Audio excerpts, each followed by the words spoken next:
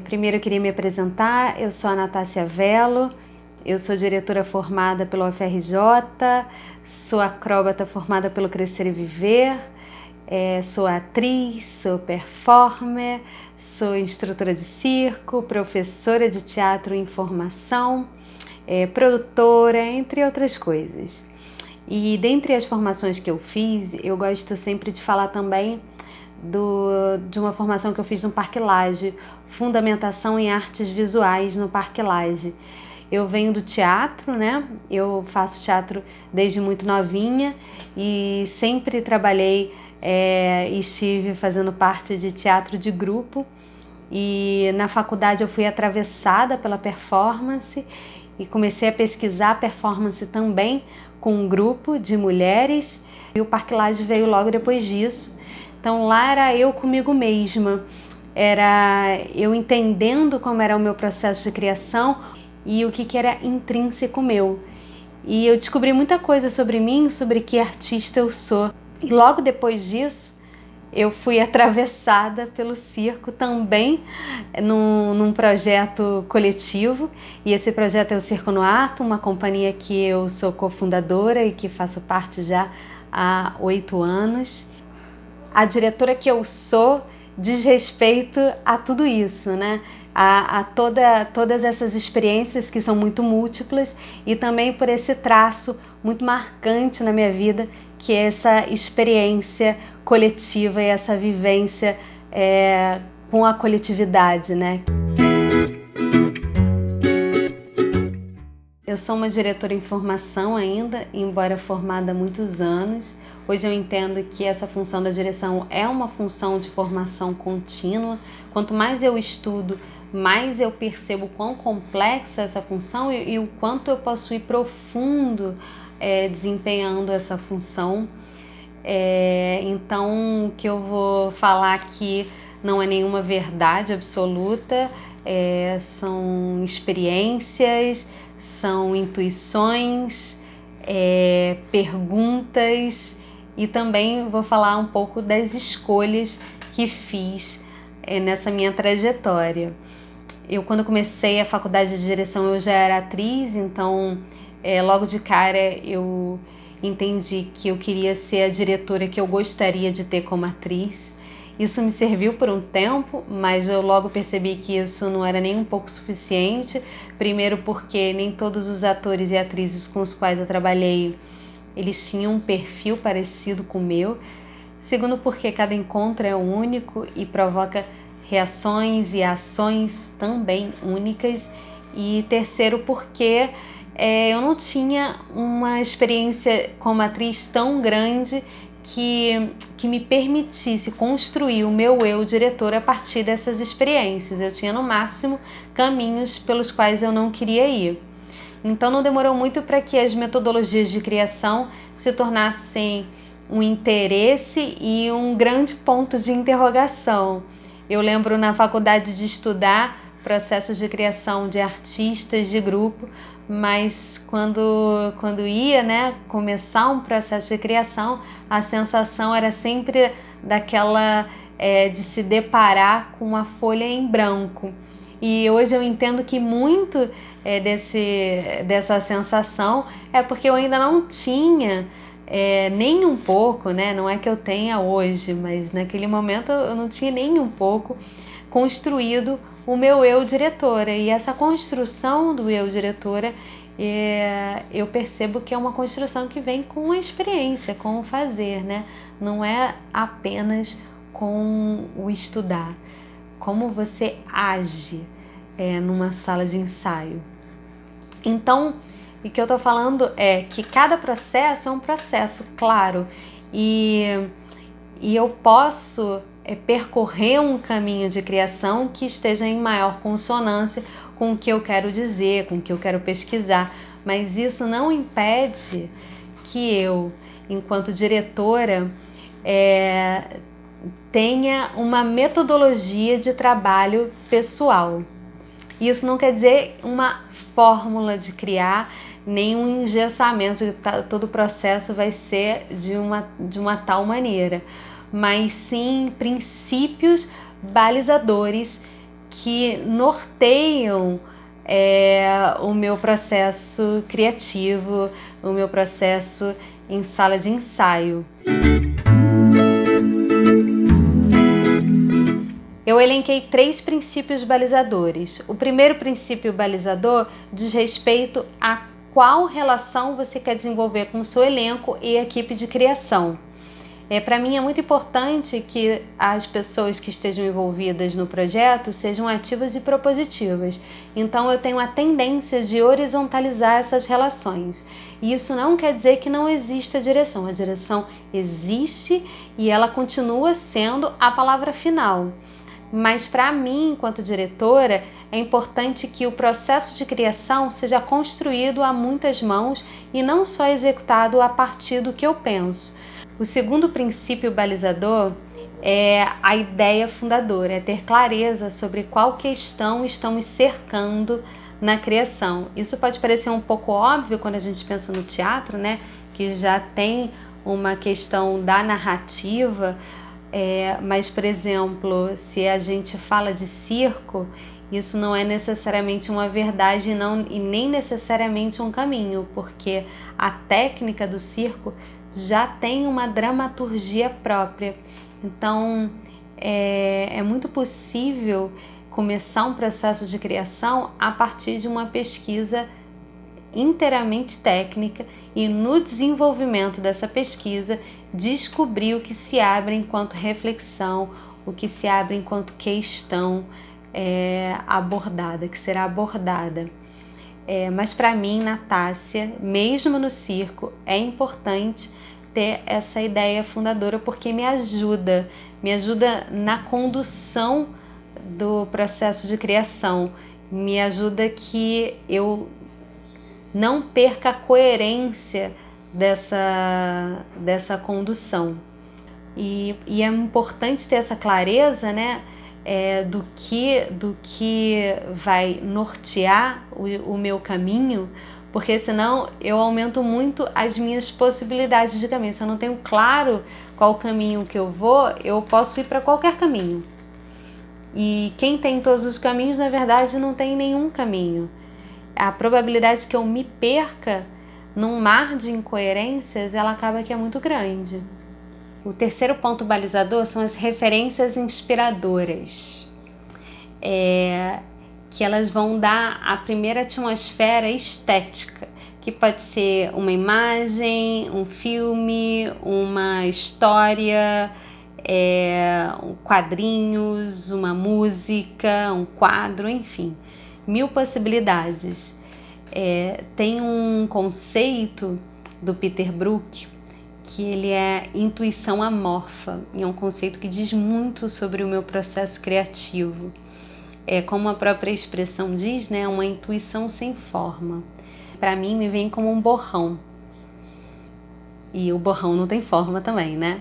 Mas nem todo borrão é igual ao outro, ele me diz algo. E é claro que é alguma coisa muito subjetiva e pouco palpável, até porque esse borrão ele é feito a partir das minhas próprias referências pessoais. Então a importância, né, dessas referências que eu estou chamando aqui de referências inspiradoras, porque a partir da busca dessas referências inspiradoras eu materializo e enriqueço o que eu estou chamando aqui de intuição borrão.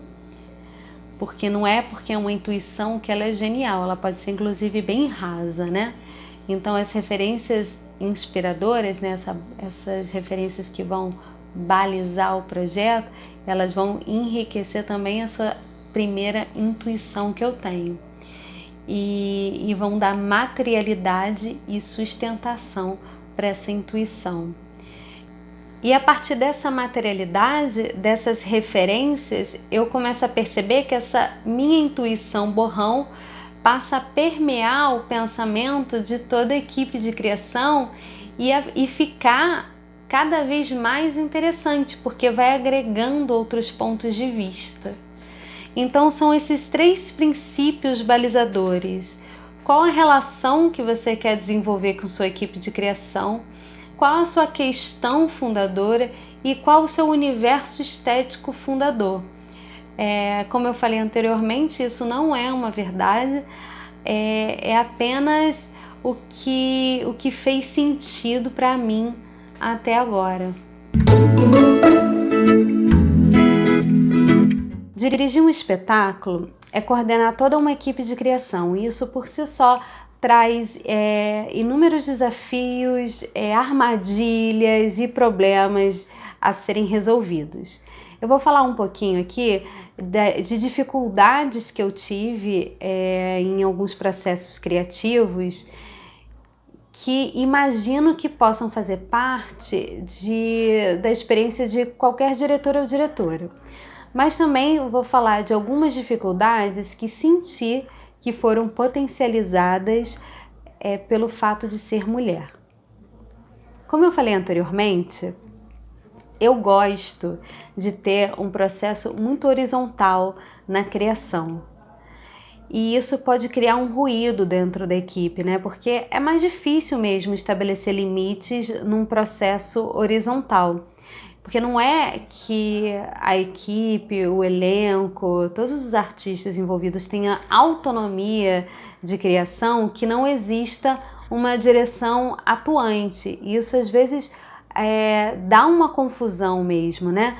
Porque a palavra final, ela é da direção e no meu ponto de vista isso é inegociável, não tem como ser de outra maneira, porque senão perde o sentido também a função da direção. E o fato de ser muito colaborativo, às vezes tem a tendência de que a decisão também é colaborativa. Até certo ponto, até pode ser, mas no final é a direção. Então isso é uma confusão que às vezes acontece nesse tipo de processo. Outra coisa também que acontece muito por exemplo, dentro de uma direção horizontal, isso é uma coisa que eu fui aprendendo, não quer dizer que você tem que ser passivo e você tenha que simplesmente assistir e esperar vir as coisas, né? O processo horizontal, você, enquanto direção, também pode ser propulsora e propulsor, né? Aliás, você deve ser propulsora e propulsor de tudo que está acontecendo. E você também pode ser participativo, colaborador, criador. Até porque, por exemplo, se acontece um bloqueio com o elenco ou com alguém da equipe, um bloqueio criativo que não consegue sair do lugar, você, no papel da direção, tem que conseguir direcionar aquele artista, aquela artista, para superar esse bloqueio. Então, é a sua função também conseguir dar uma direção mais assertiva e menos assistida, né? No sentido de que todos colaboram e você trabalha em cima do que as pessoas trazem. Não, você também pode trazer coisas, você também pode propor coisas, e isso não tira a dimensão do ser colaborativo, de ser coletivo e dessa prática da coautoria, né? Isso é uma coisa importante. Outra coisa também que acontece, isso acontece principalmente com o elenco, é que o elenco às vezes vai testar você no seu lugar de direção. E isso para mim, em certa medida, é muito normal, né? Porque o processo criativo é um lugar de exposição. Então é importante que o elenco, principalmente o elenco, né, que está ali dando a cara, o corpo, então a exposição é maior para o elenco, é importante que o elenco se sinta seguro, confortável e confiante na pessoa que está conduzindo esse processo. Então eu enxergo como um processo natural que isso aconteça, que isso possa acontecer em dado momento. E é muito importante que você, nesse papel da direção, você consiga responder a isso, né? Criativamente, você consiga dar segurança para o elenco para falar, olha, é um processo horizontal, mas eu sei o que eu estou fazendo. Eu quero que você seja coautor, mas eu posso ser autora. Então essas indicações são indicações que são importantes de que todos tenham consciência, né, dentro do processo. Outro problema muito grande que pode acontecer é você, enquanto direção, negligenciar o trabalho da equipe de criação, fora o elenco, né? Cenário, figurino, som, luz, e submeter a criação desses artistas às necessidades do elenco. Isso é uma armadilha muito fácil de se cair. Até porque o nosso modelo de produção ele é muito ingrato, né? A gente tem um tempo de produção, é tudo muito rápido, tudo para ontem. O que acontece muito dentro desse nosso modelo de produção é que o espetáculo seja criado junto com o elenco e o restante da equipe de criação corra atrás para dar conta do que está sendo criado com o elenco. E aí o que acontece é que cenário, figurino, som, luz, tudo chega no final do processo, porque, na verdade, para eu dar conta do que está sendo criado com o elenco, eu preciso esperar que ele crie, né? Então as coisas chegam no final do processo. Muitas vezes não faz jus ao que estava sendo imaginado pelas atrizes e pelos atores, às vezes nem mesmo por você, né, que está na direção, porque a materialidade, por mais que você esteja inteirada do que está acontecendo, do projeto, a materialidade te diz coisas que o desenho, que a maquete, que a planta baixa que não te diz, entende? O manuseio da materialidade, ela conta coisas, né? Ela se impõe, ela tem uma nova... ela traz uma nova dimensão, né? Então pode rolar essa frustração. E na verdade isso é um problema da condução da direção, né? Quando isso acontece. A gente não pode colocar uma função em destaque em detrimento de outras funções. Cada elemento que entra no espetáculo, na criação, ele diz algo, ele tem uma dramaturgia própria, ele tem um conceito, ele tem um porquê de estar ali. Aliás, ele deve ter, né? Não necessariamente ele tem, mas ele deveria ter. E os elementos, né, toda essa criação, ela não pode estar simplesmente para dar suporte ao elenco. Ela precisa estar com autonomia também, né? Com um porquê próprio, um porquê seu.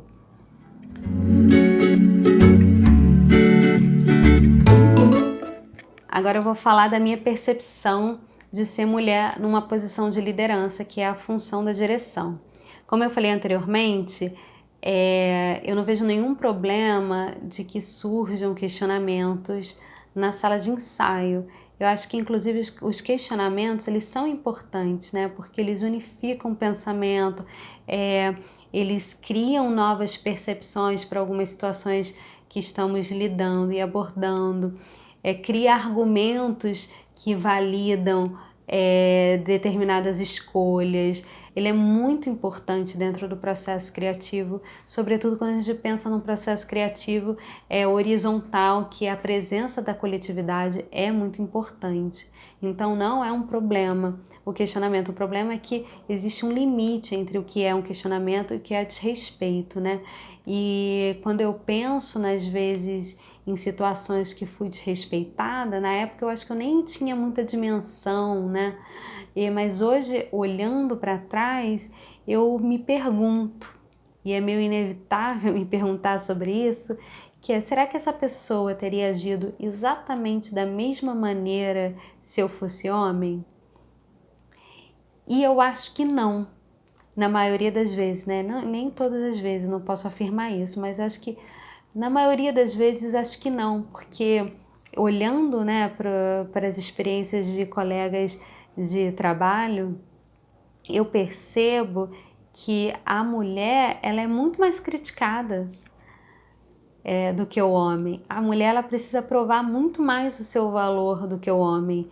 E isso não diz respeito somente, por exemplo, quando você lida com homens do processo de criação, mas também com as mulheres, é uma coisa muito entranhada. Por exemplo, eu não gosto de ter um posicionamento autoritário em sala de ensaio, eu gosto de ir por outra via, eu gosto de ser um processo participativo, colaborativo.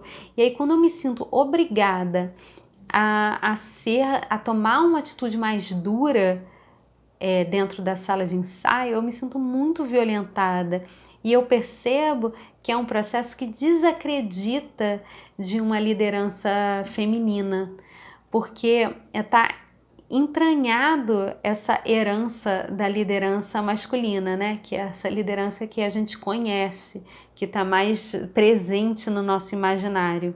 É diferente dos bastidores, tanto dos bastidores do circo do teatro, são ambientes muito masculinos. Então, eu, como diretora, eu visto uma persona, né, mais dura, num posicionamento mais firme, porque ele pode ser um ambiente muito opressor, né? Porque também é uma proteção pessoal, né? Porque existe sempre essa possibilidade do assédio, infelizmente, todas as mulheres, pelo menos a maioria das mulheres, devem entender que isso é real, e isso já é muito cansativo. E também existe aquela coisa de você ser levada a sério, né? De você não ser subestimada. Então, eu visto essa persona mesmo, é chato ter que fazer isso, mas já é muito óbvio que isso tem que acontecer, então não é uma coisa que eu reflito muito, eu visto essa persona, viro essa figura e ponto. Mas dentro da sala de ensaio isso me incomoda, porque não é um lugar que eu acredito dentro do processo de criação, não é a maneira que eu acredito de liderança, de criar junto. Então, isso quando eu falo da sala de ensaio, isso é um lugar que me violenta muito mais.